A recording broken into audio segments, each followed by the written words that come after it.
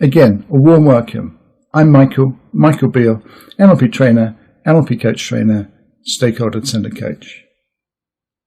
A coaching framework, an NLP coaching framework.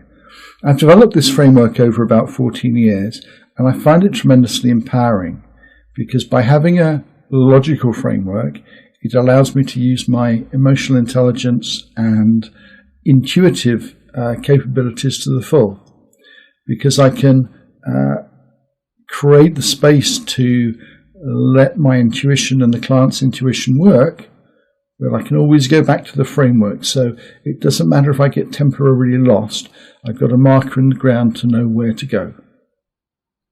So what's in the framework? First one, a beginning frame, establishing the rules I'm working with my client.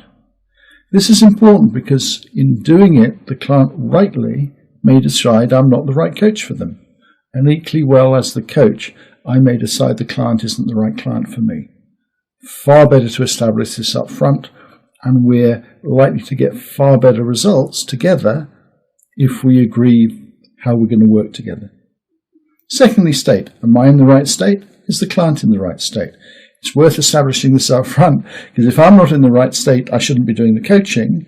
And if the client is in the right state, before I do anything else, I want to help the client get into the right state so they can benefit from what we do. End goals. Establishing what the client really wants, what will make it really useful to them. Rapport. Is it safe for the client to be open with me? Does the client trust me? That's particularly important for the next system, which is understanding where the client is now.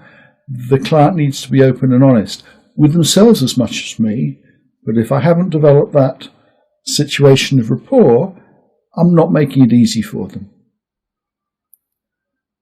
So they're comfortable answering the questions that I might ask. What do they need to do to move forward? What do they need to do to move forward to where they want to go? So we look at all sorts of options, some tasks, some techniques. Then the next stage is future pace. Can they imagine themselves doing the first easy step? If they can, they're likely to do it. If they can't, that's fine, but it means that I've more work to do. It enables me to test the quality of what I've been doing.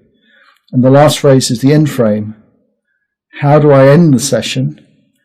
And I say this with a certain amount of humor because I know so many coaches and so many salespeople that have done everything perfectly until the end and have almost forgotten they're on duty and the purpose that they're there and said the wrong things. So it's just making sure we say exactly the right things at the end to support all the work that we've done up to then. So thank you for listening and watching. In the next video, we'll look at beginning frames.